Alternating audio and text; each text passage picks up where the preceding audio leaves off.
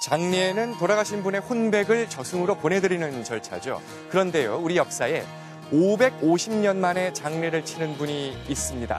오늘 시간여행 강원 550년 만에 장례를 치른 영월 단종의 이야기 속으로 여러분 함께 들어가 보시죠.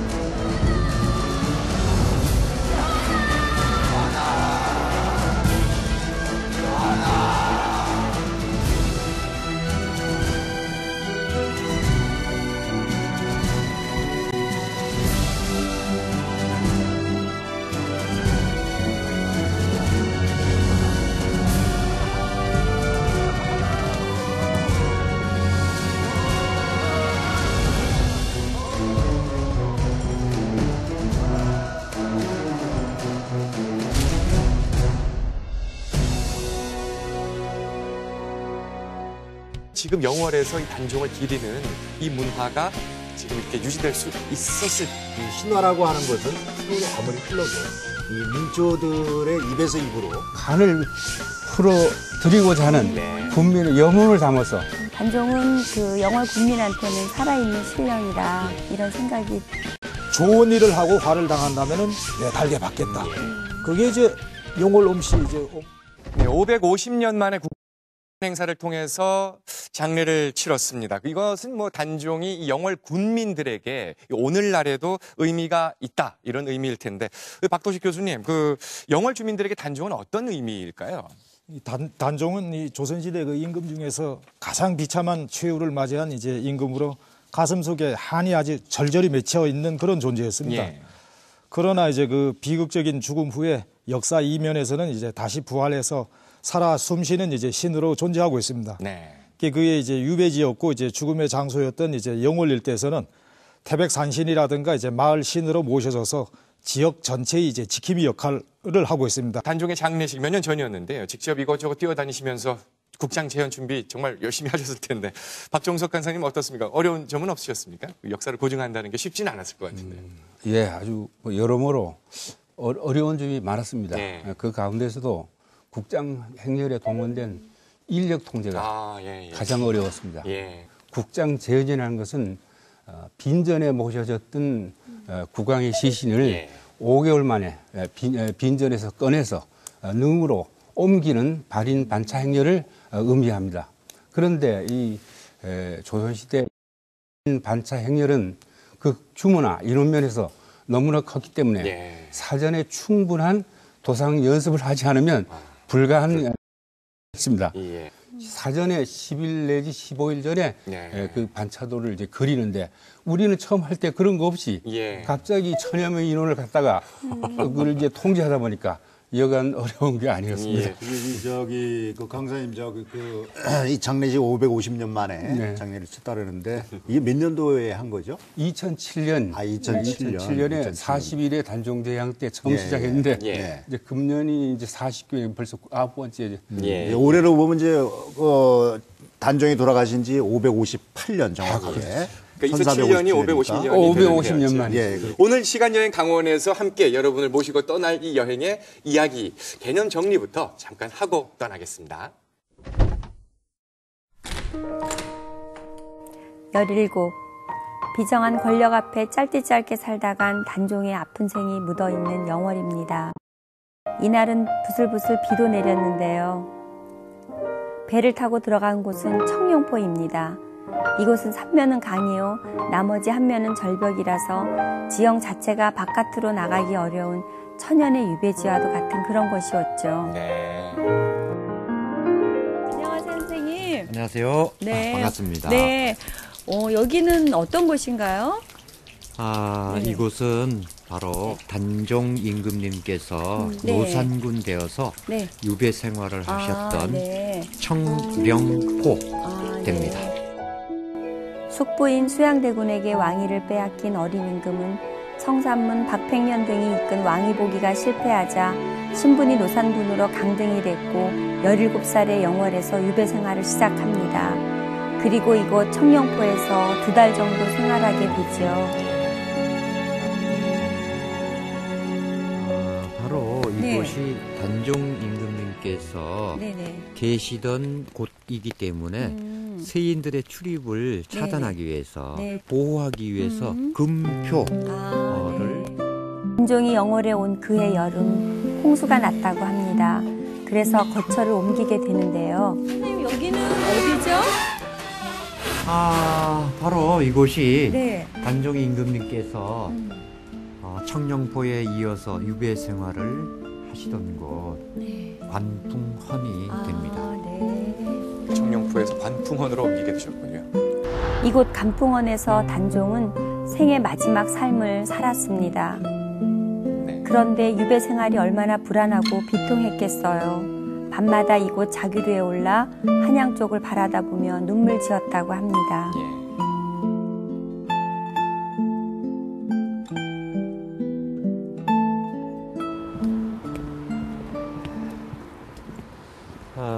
이곳이 바로 그 임금님을 모시던 그 궁녀와 시녀들이 바로 순절하신 장소, 그것을 잊지 않기 위해서 선대 어른들이 이렇게 순절비 이렇게 세워놓게 됩니다. 단종이 승하하자 그를 모시던 궁녀와 시종들은 높은 벼랑 위에 올라 강을 향해 몸을 던집니다. 마치 꽃잎처럼 사라져갔다 해서 이름 지어진 낙화암. 다시 봐도 마음이 아프네요. 낙화. 선생님 여긴 또 어떤 곳인가요? 네, 바로 낙화암에서 명을 달리하신 분들 여기에 위패를 모셔놓고 제사를 올려드리는 제당, 그래서 민충사 됩니다. 민충사. 매년 4월 단종제를 지낼 때 함께 제를 올린다고 합니다. 여기가 장릉이네요. 네, 그 단종 임금님의 바로 세조는 단종의 시신을 거둔 자는 삼족을 멸한다라는 명을 내립니다.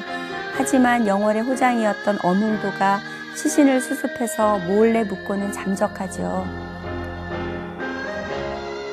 비정한 권력의 소용돌이에 휘둘리다 한 많은 생을 마감한 단종이 엎여 오르던 마지막 길. 어몽도가 사라진 이후 초야에 묻혀있던 단종의 묘는 60년 세월이 지난 중종 때 발견돼 봉분이 꾸며졌고 또다시 180년이 흐른 뒤에야 복이 되면서 장릉이란 공식 묘를 받게 되는데요. 이때가 숙종임금 때였습니다.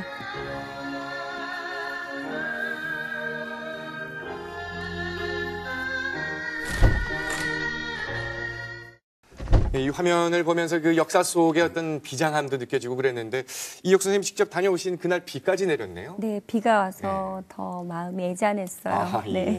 그 수백 년 전 상황입니다만 그 현장들을 이렇게 보면서 마치 저 시대를 지금 피부로 느끼는 듯한 그런 느낌이 들었습니다. 단종은 어떤 인물인지 박 교수님 어떻습니까? 예, 그 단종은 그 아버지 문종이 이제 2년 만에 왕에 있다가 이제 돌아가시게 됩니다. 그래서 이제 그 12살 때 왕에 오르게 됩니다. 그 후에 이제 세조 정권은 이제 세조 쪽으로 다 가게 되죠. 세조가 정권을 잡았는데 그때 이제 그 명칭도 상당히 깁니다. 보면은 영의정 부사, 판이병조, 겸 내외병마 도통사. 이게 뭔가 하면 외우기도 힘든데요. 의정부의 이제 영의정, 그다음에 이조판서, 병조판서 이분들이 바로 어떤 역할을 했는가 하면은 문신들의 이제 인사권을 가지고 있고 무신들의 인사권을 가지고 있어요. 그 다음에 이제 그 병마 도통사, 이건 뭔가 하면 또 군권을 가지고 있습니다. 수양대군이 다 이거 쥐고 있습니다. 그 단종은 이제 허울뿐인 이제 임금이죠. 그러자 이제 이 마침내 이제 그 양위를 단종의 이제 양위를 이제 이끌면서 이제 보위에 올랐는데 말이 양이지 이것은 찬탈입니다. 보면. 그런데 이제 세조는 뭔가 하면 왕권을 강화시켜 가지고 이제 그 전제 왕권을 이제 그 행사하게 되죠. 그러자 이제 그 집현전 학자 출신들은 단종 복위 운동을 하게 됩니다. 거기에 이제 연루가 돼 가지고 이제 단종이 이제 사전에 그것을 알았죠. 거기에 연루돼서 이제 그 노산군으로 강등이 되고 영월로 이제 유배를 오게 되는 거죠. 네. 영월에 오셔가지고 네. 지금 아시다시피 처음에 청령포로 오셨는데 네. 청령포는 뒤로는 육육부이라는 산이 있고 나머지는 산면이 이제 그 강으로 네. 에워싸 있습니다. 그래서 이제 단종께서 하루는 밤에 달은 환하게 밝고 또 두견새는 끊임없이 울고 네. 그래서 이제 시름에 차가지고 혼자 앉으셔가지고 자규실을 이제 읊으시다가 깜빡 잠이 들었어요. 예. 그랬더니 그 홀련히 그 사륙신이 나타나서 자기 각자들이 억울함을 호소하고 돌아가면서 이제 단종께 하는 얘기가 육육봉에 그 운기가 감돌고 이 청령포 개월이 흐느끼며 소리내어 울면 그때 저희들이 이곳에 완줄로 생각하세요. 이래 그 얘기를 들으니까 단종이 너무 슬퍼가지고 이제 크게 이제 소리내서 우시다가 또 이제 그대로 잠이 들어서 일찍 이제 몸을 뒤척이다 아침에 깨서 촛불을 좀 들라. 네. 이래가지고 이제 침석이 나지고 눈물이 그냥 있는 거예요. 이 청령포는 대부분 사람들이 이 관광 차원에서도 많이들 가보고 해서 다 놀라는 게 어쩜 이렇게 천혜의 유배지를 찾아낼 수 있었는가. 그 조선조가 들어오고 나서 초기부터 이 국가 운영 또는 정치를 하기 위한 하나의 수단이었겠지만 이 지도를 많이 만들었다고 해요. 그래서 그 소위 팔도, 그 당시는 이제 팔도제 아닙니까? 팔도의 지도를 또는 거기에 이제 부기로다가 지리지도 이렇게 만들고 그래가지고 어떤 지형이라든지 그 지역에 예를 들어 강원도면 강원도의 어떤 지형, 그 다음에 인물들 또는 뭐 특산물 이런 등등을 갖다가 전부 소상하게 맞아요. 이렇게 적어놓고 가지고 있었기 때문에 맞아요. 그래서 우리가 특히 이제 세종실록 지리지 같은 거는 워낙 맞아요. 잘 알지 않습니까? 네. 그러기 때문에 그것을 급하게 이 천혜의 유배지를 갖다가 찾아낼 수가 있었다. 지금처럼 무슨 뭐 영월 군수인가요? 그게 영월 군수가 뭐 휴대폰으로다가 이렇게 알려주고 여기 좋은 데 있습니다. 이러지도 않았을 테고. 근데 그 청령포에서 생활하시다가 아까 우리가 화면으로 봤습니다. 나중에 관풍원으로 이제 2달 만에 옮기시잖아요. 네. 근데 제가 그 화면으로 볼 때는 청령포보다는 관풍원 생활이 조금은 좀 운신이 편하지 않으셨을까? 그렇죠. 거기는 어떻습니까? 그 이후의 생활은 좀 편해지셨나요? 그러니까 이제 청령포에 계시다가 물난리에 염려가 있어가지고 일단은 이제 그 영월 객사의 동원인 관풍원을 이제 옮기십니다. 네. 옮기시면 이제 훨씬 이제 그 여건이 청령포보다는 낫지요. 네. 홍수가 났다고 저는 알고 있거든요. 그 홍수가 나서 근데 그 홍수가 이제 그 단종과 관련된 어떤 그 친척인가 뭐 하는 그런 그 관계되는 분이 묵웃을 해서 비가 내렸는데 그래서 그 비를 신이라고 한다. 신의 뜻이 그러니까 좀 좋은 곳으로 옮기게 하기 위한 일부러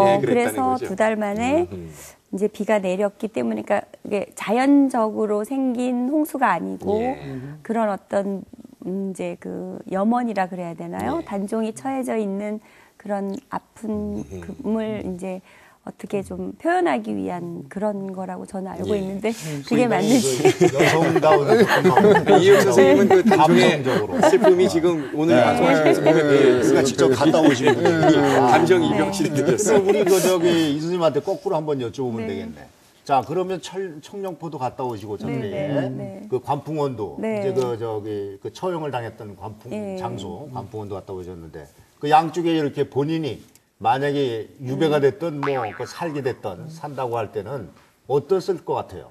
혹시 그런 생각 해보셨나요? 관풍원 같은 경우는 아무래도 사람이 좀 더 있을 것 같으니까 주변에 조금 덜 적적하지 않았을까? 이제 뭐 그랬을 것 같은데 청령포는 지금이야 그 청령포가 이렇게 그 뭐 조성이 돼서 가보면 경치도 있고 운치도 있고 그렇다라고 하지만 당시에는 구경하기에는 좋은데 살라 그러면 끔찍하다.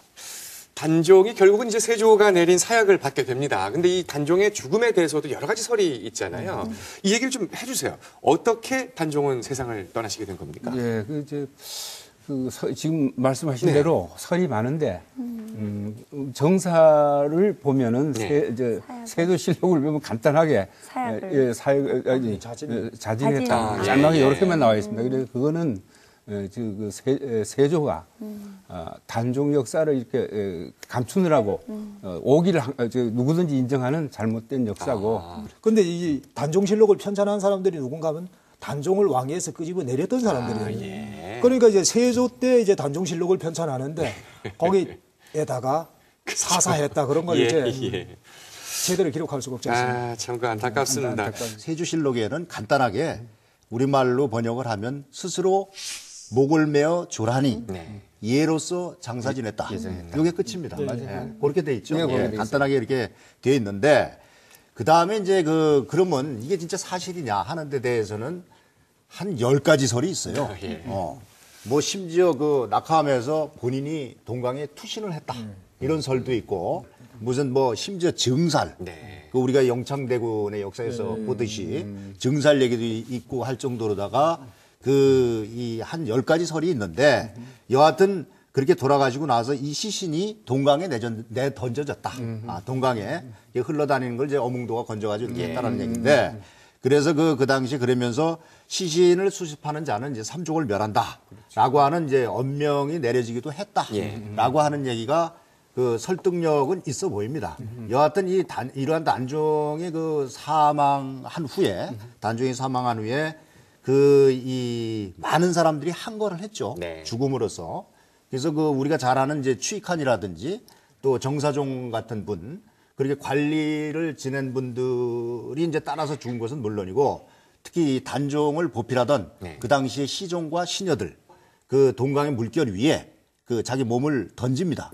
그게 몇 명이냐 하는 데 대해서는 뭐 6명이다 라고 하는 설도 있고 10명 또는 99명이다 라고 하는 뭐 정확하게 우리가 본 게 아니기 때문에 그런 설이 내려오고 있는데 여하튼 그렇게 해서 이 동강에 몸을 던지게 되고 그래서 이 사람들의 이제 충주를 기리기 위해서 이제 투신 장소인 그게 영월 금강공원이죠. 영월 금강공원에다가 민중사라고 하는 사당하고 낙함이라고 하는 비석이 세워져서 아까 VCR에도 나왔습니다만 현재까지 내려오고 있다. 강원도 사람들조차도 이 부여의 낙함은 잘 알아도 강원도의 낙함 하면은 이게 뭐 생뚱맞은 소리야 이렇게 했을 겁니다. 근데 부여의 낙함하고 강원도 영월의 낙하암을 좀 비교를 하면 부여의 낙하암은 한마디로 얘기해서 전설 수준에 머물러 있는 겁니다, 이게.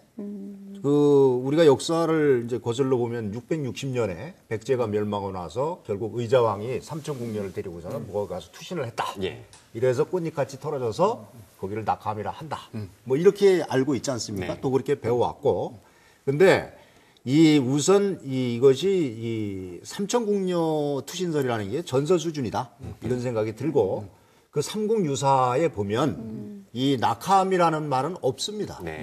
그게 타사암으로 돼 있어요. 타사암. 타사암이라는 게 떨어질 타자. 이렇게 타락한다 할 때. 그 다음에 죽을 사자. 그러니까 사람들이 떨어져서 죽은 곳이다. 바위다. 이렇게만 돼 있지 낙하암이라는 말은 후대에 들어와 가지고 이거를 설화 전설을 갖다가 미화를 시키면서 스토리텔링화 시킨 전설상의 수준이지 이것이 사실에 근거한 것이다라고 보기에는 다소 무리가 있지 않겠느냐. 이 반면에 영월의 낙하암은 어떠냐 하면은 이거는 분명히 사실에 근거하고 있는 겁니다. 그 대표적인 게 아마 정조 때 정도로 추정이 되는데 월중도라고 해서 그림 8폭이 있어요. 그게 뭐냐 하면은 이 단종이 유배됐을 때 유배된 장소, 단종과 관련된 장소에 8폭 그림을 그려가지고 그걸 갖다가 만들어 놓은 화폭인데 그것이 지금 한국학중앙연구원 성남에 있는 거기에 있습니다. 거기에 보면은 청룡포 옛 그림도 나오고 그러니까 정조 때면은 되게 몇 세기 1780, 그러니까 한 18세기 정도 되죠. 18세기께 그 그림으로 남아있고 거기에 정확하게 청룡포, 뭐 관풍원, 장릉, 그 다음에 지금 얘기하는 낙함이라는 것도 낙화함이라고 한자로 써져가지고 박혀 있어요. 그게 아예 박혀 있기 때문에 이거는 명확하게 사실에 근거한 것이다 해서 그 앞으로도 이 강원도 사람들이 이 낙함, 영월의 낙함에 대해서 굉장히 그 어떤 이 문화적인 콘텐츠라고 하는 측면에서도 그렇고 조금 자랑스럽게 생각하고 관심을 더 많이 가져야 될 거 아닌가. 저 개인적으로는 그런 생각을 하고 있습니다. 근데 바로 이렇게 그 단종이 세상을 떠난 다음에 바로 영월 그 지역민들에 의해서 산신이 되잖아요. 그 과정이 어떻게 우리가 봐야 될까요, 교수님? 그 유배를 온 분들 중에서 그 지역에서 산신으로 모셔진 분은 아마 그 단종이 유일할 겁니다. 아마. 그 기록상에 이제 그 단종이 그 사후에 그 태백산신이 되었다. 기록으로 보았더니 이제 18세기 그러니까 1700년대에 처음 나타납니다. 그다음에 그 영월에서 전해지는 이제 그 설화도 보면 거의 비슷하고요. 보면은 그 연료실 기술이라고 하는 책에 보면 뭐라고 나오는가 하면은 단종이 이제 그 해를 당하던 날 저녁에 백성이 일이 있어 이제 관에 들어가다가 이제 길에서 노산을 만납니다. 노산이 이제 백마를 타고 이제 저쪽 동곡으로 이제 그 올라가고 있습니다. 그래서 그분이 이제 그 백성이 어디 가시냐고 이렇게 물었더니까 노산이 뭐라고 얘기하는가 하면 태백산으로 이제 놀러 간다. 그래서 그 백성이 이제 절하면서 이제 그 단종을 보내고 와봤더니 단종이 이제 시신이 돼 있는 겁니다. 보면은. 그죠? 그 설화도 그거하고 거의 이제 비슷하게 이제 나타나고 있습니다. 단종이 아마 그 태백산 산신으로 모셔진 건 아마 그 1700년대가 아니고 그 전서부터 아마 있었던 것으로 보입니다. 기록상으로 이제 그 처음 나타나는 것 같고 왜 그러면 하필이면 이제 단종은 이제 태백산으로 갔는가? 이 태백산이라는 데가 이제 신라의 그 오악이라고 하는 그 산이 있는데 신라에서도 그걸 상당히 아주 그 신비스럽게 여겨서 이제 그쪽에 이제 그 제사를 지냈고 조선시대 때 와서도 그렇고 특히 이제 그 영월 근방에 있는 그 백성들은 그 태백산을 이제 상당히 아주 그 명산으로 이렇게 이제 모시고 있죠.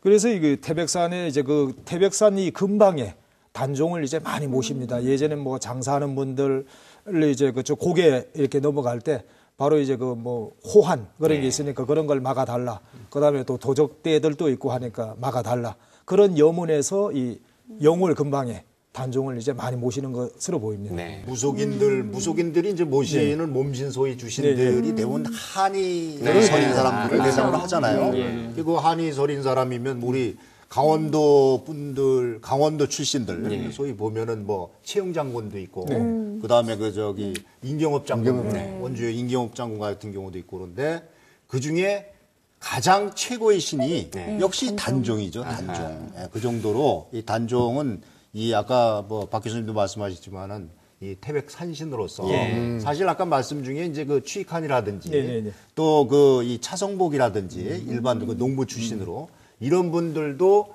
그 설화에 의하면은 이 단종이 돌아가시고 나서 그분들이 계속 따랐던 분들인데 이 단종이 나 태백산으로 간다라고 하는 뒷얘기를 남기고 갔다라고 하는 설화도 많이 내려오고 있죠. 단종이 사실 제 이름을 찾지 못하다가 후대 와서 후대 왕들에 의해서 추존이 되고 다시 했지 않습니까? 중종 때 그 명으로 이렇게 봉분이 다시 또 찾아 세워지고 그다음에 정식으로 추종된 건 이제 숙종 때 추존이 됐다고 우리가 이제 알고 있는데요. 박 교수님 그 과정 속에서 왜 중종, 숙종은 특히 이렇게 단종에 관심을 가졌는지 좀 궁금하고 그렇거든요. 중종 때 이제 그 중앙에 그 진출하는 그 관료들을 보면 이제 그 우리가 알고 있는 이제 살인파 이분들이 이제 중앙에 그 진출합니다. 그 중종 때 그 이제 그 사육신을 이제 그 처음 그분들이 이제 그 사육신을 그 추복을 하자 그런 이제 그 얘기를 하거든요. 물론 그 전서 이제 그 남효운이라고 하는 분이 이제 그 육신전이라는 걸 썼습니다. 그때는 이제 생육신이 없었기 때문에 우리가 그 육신전이라는 얘기를 하는데 그 육신전은 이제 그 사육신을 말하죠. 근데 그 남효운이라는 분이 이제 그 육신전을 썼는데 그 후에 이제 그 선조임금 때 와서 어떤 관리가 이제 그 선조임금에게 그 육신전을 이제 보입니다. 그 선조가 그걸 읽고 노발대발합니다. 왜 그거 하는가 하면은 그 세조의 후손들이 뭔가 하면 조선시대 때 왕위를 계속 있지 않습니까? 바로 세조의 그 정통성하고 관계가 되는 것이죠. 그러니까 그 당시에는 이제 입 밖에 감히 꺼내지 못하죠. 예를 들어서 이 사육신 이제 단종 이제 이분들을 이제 그 추존하게 되면 세조가 또 이렇게 그거 되지 않습니까? 그러다가 이제 숙종 때 와서는 왜 그러면은 그걸 하는가? 숙종 때가 되면 이제 역사 바로 세우기 그런 운동이 전개가 됩니다. 그때가 되면 성리학이 이제 뿌리를 내려가지고 명분론 이제 그런 걸 강조하거든요. 그래서 숙종도 뭔가 하면 이제 그분은 뭐 결혼을 해도 왕비를 얻어도 상당히 아주 정치적인 그런 그걸 논리에 입각해서 이제 그 결혼하고 그럽니다. 예. 그 당시에 이제 시빈장 씨가 이제 그 부인이 됐지 않습니까? 그런데 시빈장 씨가 난 아들이 바로 이제 경종입니다. 이 숙종 임금은 옛날 사육신이 어린 이제 단종을 위해서 목숨을 바치고 그거 했다. 너네들도 뭔가면 이 어린 임금을 위해서 목숨 바쳐야 된다. 그런 논리에 입각해서 이게 추존이 되고 그러는 것 같습니다. 네. 또 그런 또 역사죠. 이거 뭐든 간에 뭐 오늘날도 그렇습니다만 예전에도 정치적인 배경들이 항상 있네요. 뭐 일이 벌어질 때는. 이 단종 그리고 단종의 시신을 나중에 수습하게 된 엄흥도라는 인물들, 이런 충신들 드라마 속에서도 여러분 아마 보셨던 기억들이 나실 겁니다. MBC 드라마, 이제 우리 기억 속에 아련하게 남아있는 조선 왕조 500년, 그 속에서 이 단종을 어떻게 그리고 있는지 그 대목을 여러분 오랜만에 한번 화면으로 함께 보시죠.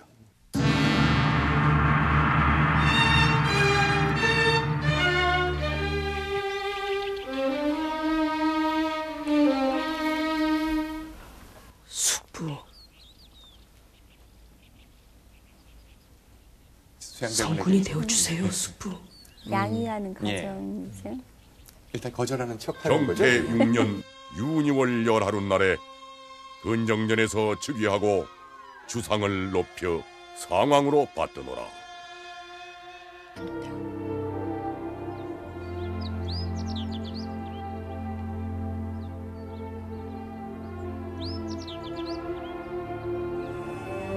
이 몸이 죽어가서 지금 사육신의 여섯 무엇이라고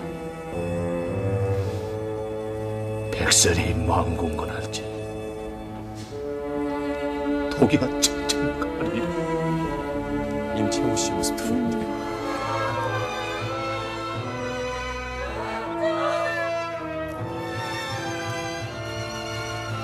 결국 이 단종은 이 사육신의 어떤 복위 운동이 없었으면 이렇게 영월로 오지 않을 수도 있었겠네요. 근데 모르죠. 이게 네. 또 다른 일을 만들어가지고. 네. 조심해서들 돌아가도록 하라. 이만 하직하겠사옵니다.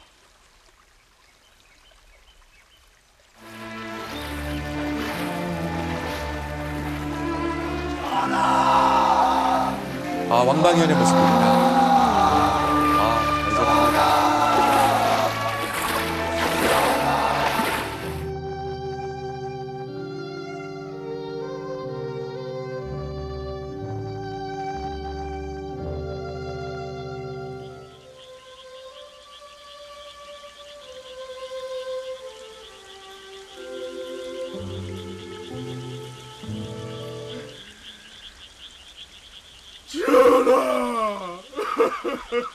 신은 영월 호장으로 있는 어몽도라 하옵니다. 네, 어몽도가 드디어 청룡포네요. 가끔씩 이렇게 찾아와서 말동무나 되어준다면 난 그것으로서 위안을 삼을 것이니라.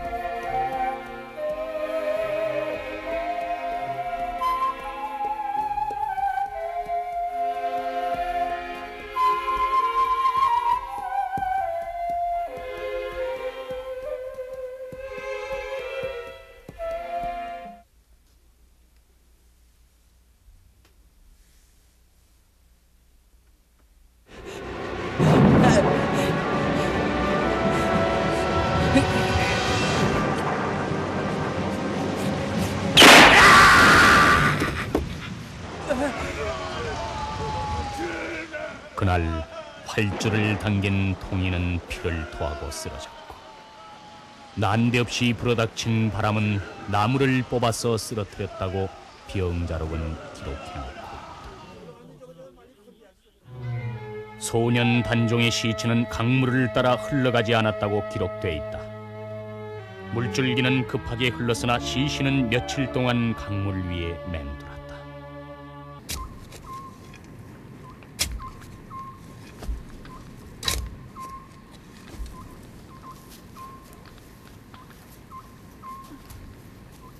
전하.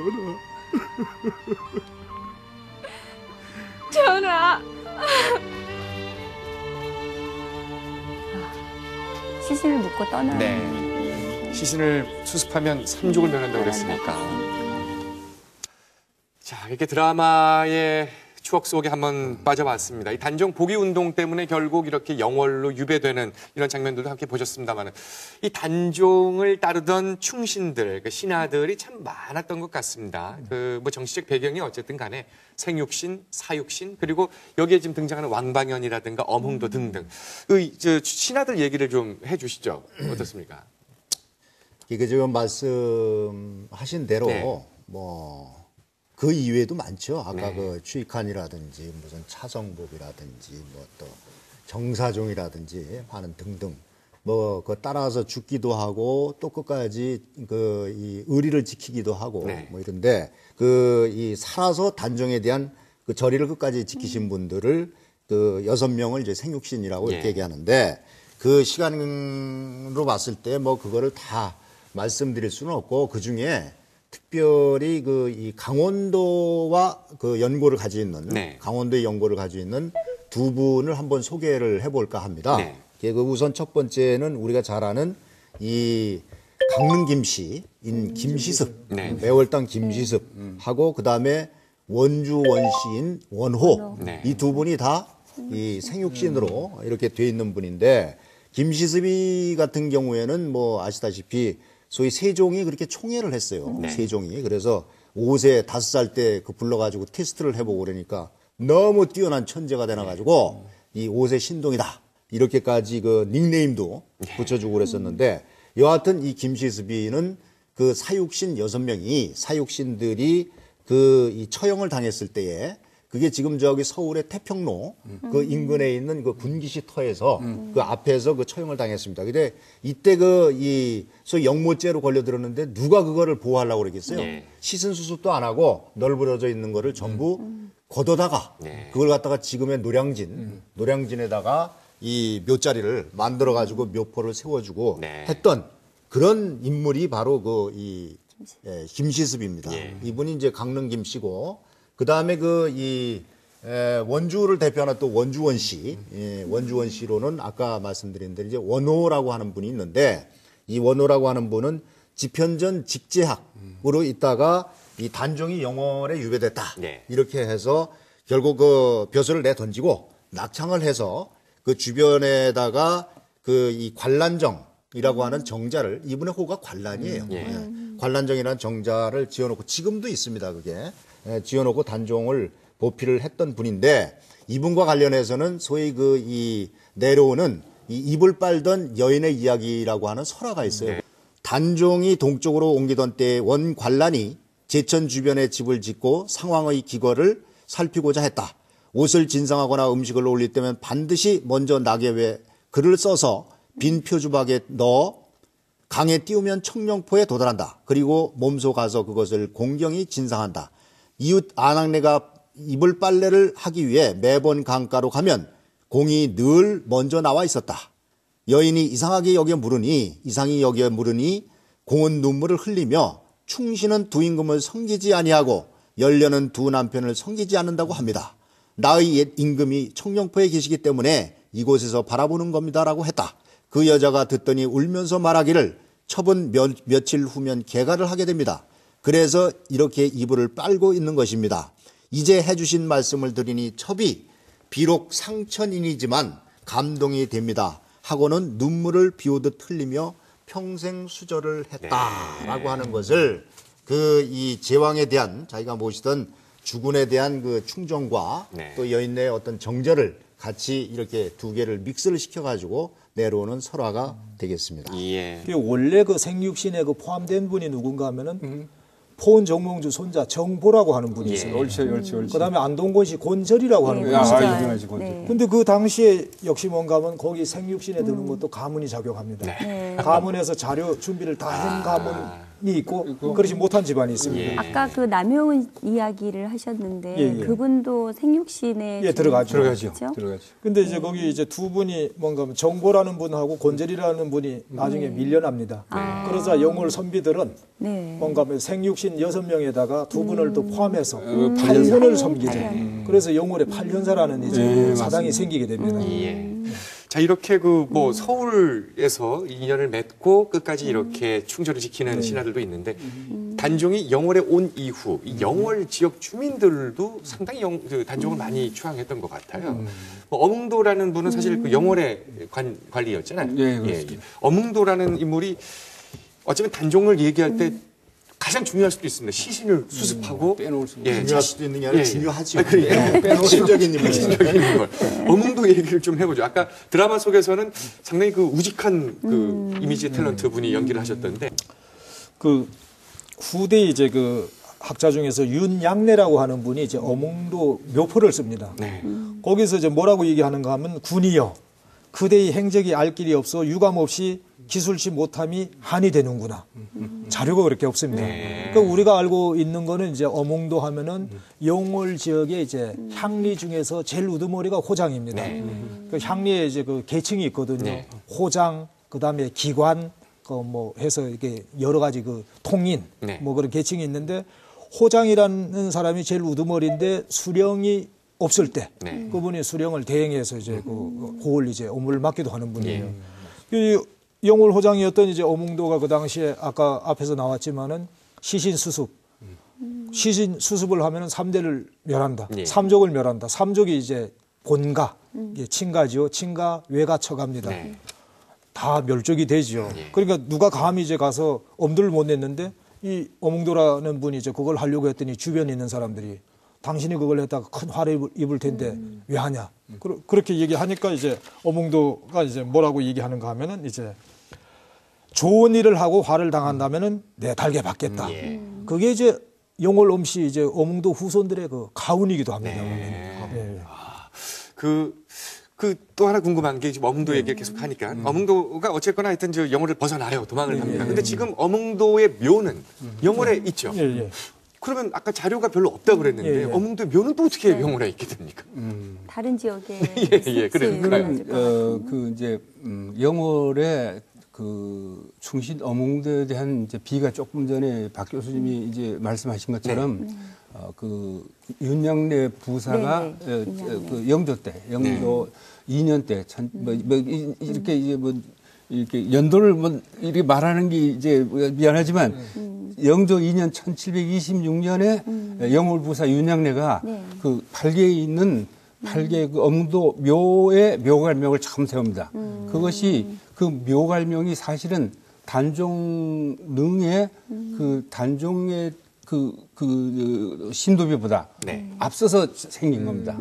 그리고 이제 거기에 지금 말씀한 것처럼 그 이제 그 종족에 대해서 다 알지 못해서 한이다 이런 게 마지막에 나와요.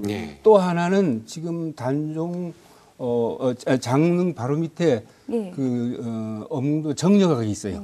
정려가에 보면 그 안에 들어가 보면 정려비가 있어요. 그러면 그거는 강원도 관찰사 윤사홍이라는 분이 그 이제 아까 박기정 부사하고 이제 세웠는데 거기에 보면은 이제 그 어몽도라는 분이 이제 아까처럼 이제 종족을 감췄다가 이 부군에서 돌아가셔가지고 아들이 다시 몰래 자기 아버지 시신을 갖다가 지금 팔게 그 자리에다 암장을 하고 또 도망을 갔다. 이렇게 돼 있어요. 자, 단종이 세상을 떠나고 이제 세월이 550년이 흐른 몇 년 전, 지난 2007년에 영월에서 바로 이 국장 재현 행사가 펼쳐졌습니다. 그때 정말 많은 노력을 하셨는데 어떤 의미로 그렇게 또 준비를 하셨는지 좀 짤막하게라도 좀 감회를 얘기해 주세요. 네, 그 550년 만에 이제 단종께서는 그 장례도 치르지 못하고 영월 땅에 오랫동안 이제 잠들어 계시는데 그 슬픈 사연은 조선조 27대 임금뿐 아니라 세계적으로도 그 슬픈 사연을 찾아볼 수 없는 그런 이제 사연이 있기 때문에 당시 영월 국민들은 전체가 그 슬픈 사연을 그 가슴에 안고 그 한을 풀어 드리고자 하는 국민의 염원을 담아서 그렇게 이제 국장을 치르도록 그렇게 했습니다. 그 이후에 이제 매년 이 해마다 바로 이 국장 재현 행사가 펼쳐지고 있습니다. 그걸 직접 여러분 화면을 통해서 함께 보시면서 잠깐 얘기를 좀 나눌게요.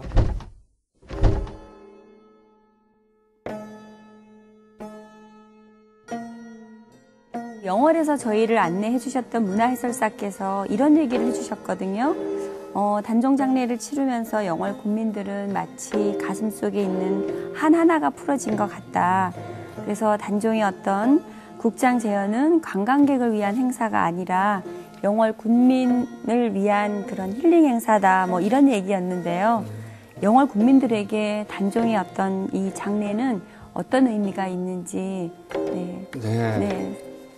지금 말씀하신 대로 그런 측면이 있는데 그 국장은 크게 두 가지 측면에서 의미가 있다고 생각합니다. 첫째는 지금 말씀하신 대로 이제 영월 국민이 가지는 내면적이고, 그다음에 좀 정서적이고 그런 면에서 그 단종의 한을 풀어드리고자 하는 그런 영월 국민 전체 영혼이 담겨 있는 그런 측면이 하나 있고, 한호는 이제 현실적으로 관광객을 유치한다는 그런 경제적인 의미도 있습니다. 그러니까 강릉하면 단어들처럼 우리 영월도 영월하면 이제 그러니까 단종 제향이고, 또 단종 제향의 중요한 프로그램 중에서 단종 제향 올리는 거하고 그다음에 단종 국장은 그 프로그램 중에서 중요한 콘텐츠로 자리를 잡고 있어서 문화 콘텐츠적인 그래서 그런 두 가지 측면이 있다고 생각합니다. 사실 뭐 요즘 우리나라 대한민국 모든 도시가 다 관광 도시예요. 다 관광지고 뭐 수도인 서울도 그렇고 뭐 강원도의 곳도 다 마찬가지인데, 지금 말씀하신 대로 정말 이 영월에서는 이 단종 이야기를 가지고 훌륭한 관광 자원이 될 수 있다. 이건 세계적인 자원이 될 수 있다는 생각이 뭐 시민의 한 사람으로서도 갖게 되네요.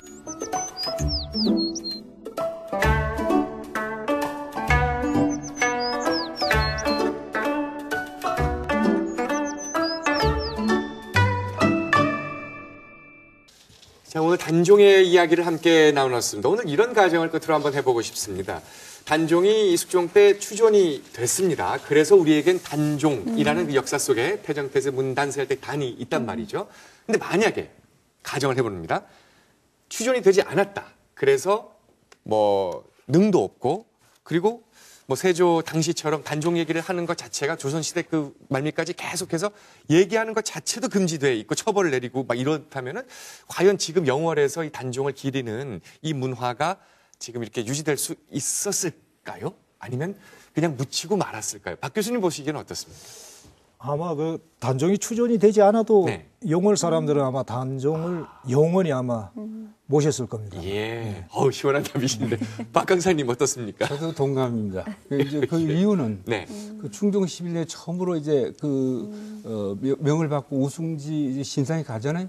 그때 갔다 와서 이제 보고할 때 복명을 하고 김한국이라는 대신하고 이제 김한국이라는 분하고 눈물을 흘리면서 얘기하기를 영월 국민이 아직까지도 애상스럽게 생각하다. 이렇게 이제 했으면 그때는 아직도 선술이 18할 때 처음으로 갈 때 그때 당시 국민이 애상스럽게 생각했다. 그거 말고도 이자가 쓴 음해일기 보면 음해일기에 더 상세하게 그때 당시 국민들이 백성들이 눈물을 흘리고 무슨 일이 있으면 가서 제사도 지내고 하는 내용들이 상세합니다. 그러면 그때나 지금이나 변함이 없지 않겠나. 알겠습니다. 그 당시 기록을 보면 이제 그 시골의 아낙네와 이제 어린 아이들까지 눈물을 흘리면서 이제 슬퍼하고 있다. 그러니까 단종이 이제 돌아가신 지 200년 후에 아직 추전이 되지 않았을 때도 그렇게 되고 있습니다. 뭐 명확관화한 해석 같네요. 실제로 그러네요. 그러니까 과연 추존되지 않은 상황에서 현대까지 우리가 역사가 이어졌다 해도 영월에서는 어쩌면 그 한을 푸는 국장 재현을 더 크게 했을 수도 있겠다는 생각도 사실 드네요. 우리 저기 그 두 분께서는 이제 그 어떤 기록에 근거해서 이런 말씀을 주셨는데, 제가 글을 쓰는 이제 작가 입장에서 이렇게 평가를 한번 해보면. 그 역사라고 하는 것은 기록되지 않으면 단절이 되지 않습니까? 근데 이 신화라고 하는 것은 세월이 아무리 흘러도 이 민초들의 입에서 입으로 이렇게 전승이 되어오는 경우를 많이 보죠. 그러다 보니까 오히려 더 사라지지 않는다. 더군다나 이 민초들은 역사에 있어서 승자에 대한 기억뿐만이 아니라 오히려 이 패자에 대한 연민에도 그 각별한 거 아니겠느냐 그런 생각을 해보고 해서 노산군이 단종으로부터 복권된 것은 아까 말씀하신 대로 숙종 때 역사 바로 세우기의 일환이었습니다. 그때까지는 단종이 죽고 나서 약 200년 세월이 지났거든요. 200년 세월이 지났는데 그때까지도 만약에 이 민중들이 어떤 기억, 추모 이런 데 그 한계가 있었다라고 한다면 이 기간 동안의 것은 전부 잊혀졌을 거예요. 그렇죠? 못하게 했으니까. 뭐 잊혀지고 말았을 것인데 그렇지만 이 단종의 이야기는 현재까지도 아까 국장 얘기도 말씀하셨지만 어제 일인 양 오늘까지 면면이 이어지고 있다. 저는 그렇게 생각을 합니다. 단종, 사실 이 단종이 영월에 오고 또 숨을 거두기까지 10대 청소년이었잖아요. 네네. 그 어머니로서의 마음을 또 이해욱 선생님께 여쭤보고 싶은데 사실 아까 청룡포 갔다 온 그림부터 계속 그 애잔함에 젖어 계셨거든요. 끝으로 예. 저도 제가 이제 그 나이를 보니까 17세 청소년이었기 때문에 그 마음이 좀 이렇게 마음에 갔어요. 청소년이라는 그 시각에 머물러서 굉장히 버겁지 않았을까, 그때 그 시간을 지탱하기가 굉장히 힘들지 않았을까 이런 생각이 들면서 단종은 영월 군민한테는 살아있는 신령이다 이런 생각이 들었고요. 그리고 이제 어떤 단종과 영월 군민을 이렇게 하나로 묶는 중요한 그런 기제로 작용을 하지 않았나 그런 생각이 들었습니다. 네. 자, 오늘 방송을 보시면서 당장 다음 주라도 이 영월을 한번 갔다 와봐야겠다 하는 영월 군민들 외에 다른 지역 분들은 함께 생각을 하시고 계시리라 생각을 합니다. 저도 당장 다시 한번 좀 가봐야 되겠습니다.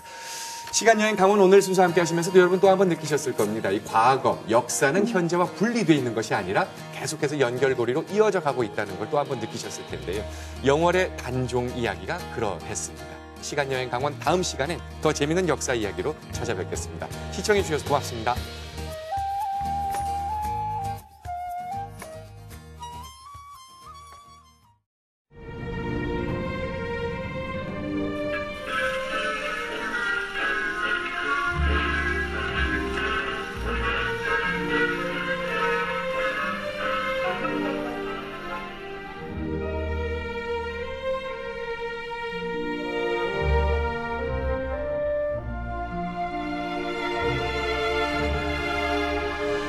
아리랑의 노래를 부리며 안으로 들어온다.